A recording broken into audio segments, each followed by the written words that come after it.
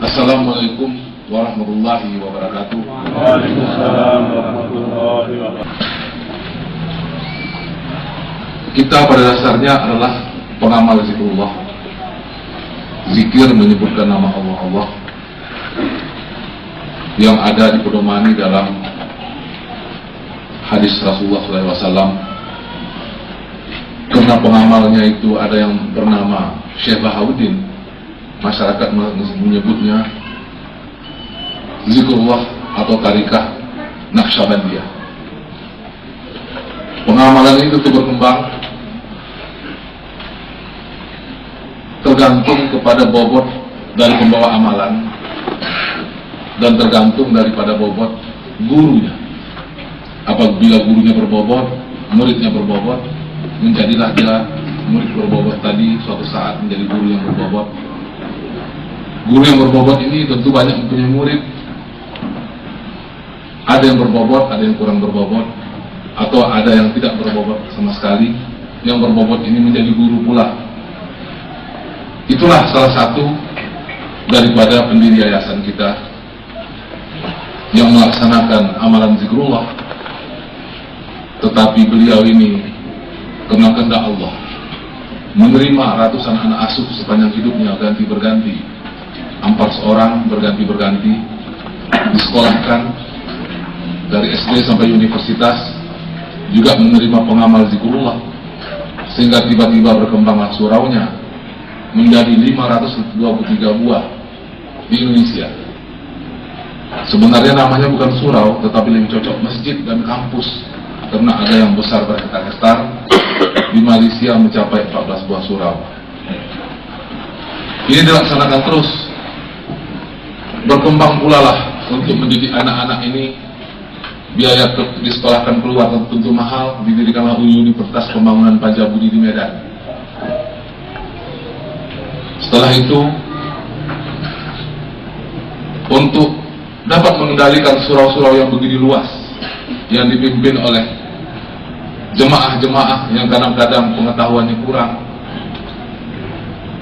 perpanjangan tangannya tentu dibuat suatu yayasan. Yayasan Profesor Dr. Haji, nama ayahanda guru kita tadi. Yayasan ini juga untuk satu daerah tertentu membentuk pula namanya Badan Kerjasama Surau, supaya ada suatu komunikasi, hubungan, bahkan saling kontrol, sehingga azas ketarikatan dalam Islam. Tarikat adalah pelaksanaan zikir, tetapi segala tindak tanduk, apakah filosofis, apakah tujuan, harus sesuai dengan syariat Islam. Karena tarikat adalah pengamalan zikrullah yang berada dalam Islam. Itulah pekerjaan daripada PKS pengurus surau dan dibentuk oleh yayasan untuk dapat melaksanakan pemilihan ketua-ketua yang terbaik. Telah berdirilah Badan Wakaf 523 surau di Indonesia, yang tentunya harus kita jaga bersama, karena sudah nampak itu bukanlah milik pribadi daripada keluarga pendiri daripada yayasan ini. Dalam kehidupannya, Ketua Umum Yayasan almarhum, untuk besarnya yayasan ini lain tidak adalah karena izin Allah. Karena kebesaran Allah tergantung kehendak Allah. Kehendak Allah itu tentu tidak datang begitu saja, tetapi memakai undang-undangnya. Undang-undangnya itu melaksanakan amar ma'ruf nahi mungkar, melaksanakan hal-hal yang baik, dan tentunya juga memberikan sedekah kepada orang-orang yang pantas. Bahkan kepada Rasulullah dikatakan, sebelum berbicara dahulu kami sedekah. Ini dilaksanakan kepada para wali-wali. Walaupun Bapak Profesor Dr. Haji Qadir Yahya dianggap muridnya oleh wali, tetapi beliau juga tidak menganggap dirinya wali, memberikan sedekah pada wali-wali. Timbul suatu saat, para wali-wali yang berhak disedekahi pun telah tidak ada. Untuk bersedekah dan memberikan hadiah itu pun, yang memberi berkah sudah mulai kurang. Tetapi ada satu hal yang dari dahulu dilaksanakan oleh Bapak Profesor, yaitu memberikan sedekah kepada panti asuhan. Karena termasuk binatang yang melata, anak-anak kaum mukminin itu adalah dapat memperpanjang dunia ini.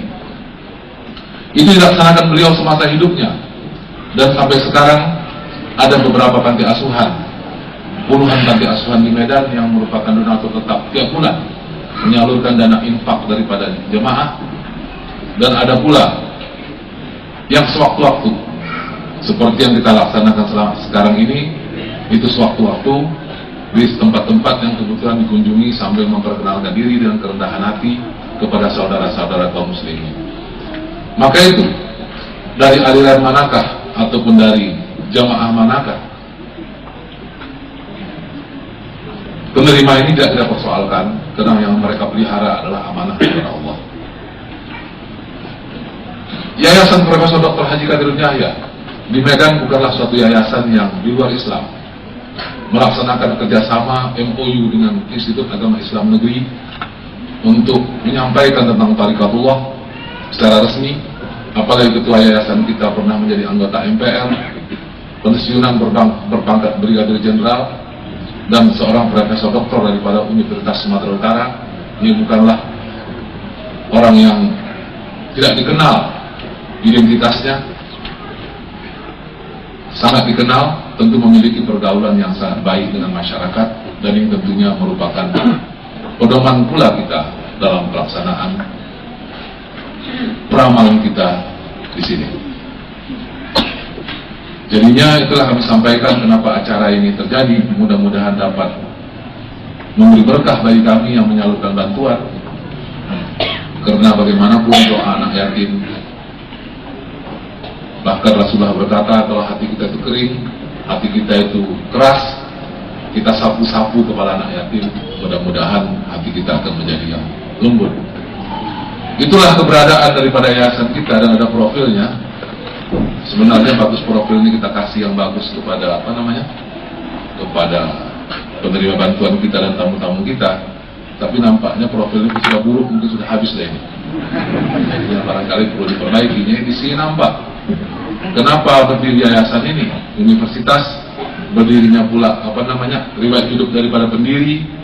Di sini nampak pula adanya suatu rumah sakit narkotik kita yang kita laksanakan, pengobatannya kedokteran modern, tetapi Al-Quran itu obat segala penyakit.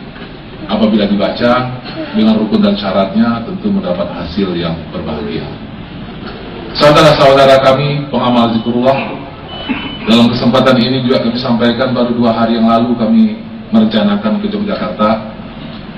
Tentunya hasil yang dicapai oleh panitia ini sudah suatu kerja keras yang begitu bagus dibanding dengan hari yang demikian. Maka tentu tidak perlulah panitia meminta maaf kepada kita tentang persediaan yang terbatas. Seharusnya kita lah yang meminta maaf kepada panitia karena datang tiba-tiba. Cuman kalau nggak begini kita buat, tak akan pernah datang sampai ke Jogja ini. Saya barusan ini hari Kamis berangkat sebelum iktikaf Idul Adha, 10 hari sebelum iktikaf kita diadakan di Medan. Hari pertama sudah datang 1.300 orang iktikaf. Waktu itu dari semua daerah. Tetapi waktu itu pagi-pagi saya memutuskan berangkat ke Jakarta. Sampai di Jakarta saya mengikuti iktikaf, dan tiba-tiba saya menjadi khatib. Padahal 4 tahun saya telah tidak menjadi khatib. Dan di Jakarta, Hari Raya Idul Adha di Surau Baitul Amin Sawangan 2.300 orang, dan peserta iktikaf 850 orang. Tiba-tiba kami berangkat ke Samarinda melihat 62 surau sebesar ini juga. Tiba-tiba kami memutuskan 1 hari sebelumnya berangkat ke Palu, dan 1 hari berikutnya kami berangkat melihat surau iktikaf yang sebesar ini juga di ujung pandang. Tiba-tiba terdamparlah kami ke Surau Bandung, meresmikan pesantren di Padeharang yang begitu besar. Terdampar pula lah kita ini di di Yogyakarta, dan ke Solo besok sampai sekarang belum diputuskan. Nah inilah memang begitu pula. Kalau direncanakan nggak pernah jadi. Saya minta maaf lah kepada saudara-saudara di sini. Demikianlah yang kami hormati Bapak Bupati atau mewakilinya. Kami sampaikan secara singkat, barangkali yang di profil bisa diberikan. Kalau ada kata-kata yang tidak pada tempatnya, kami mohon maaf. Wabillahi taufiq wal hidayah. Assalamualaikum warahmatullahi wabarakatuh.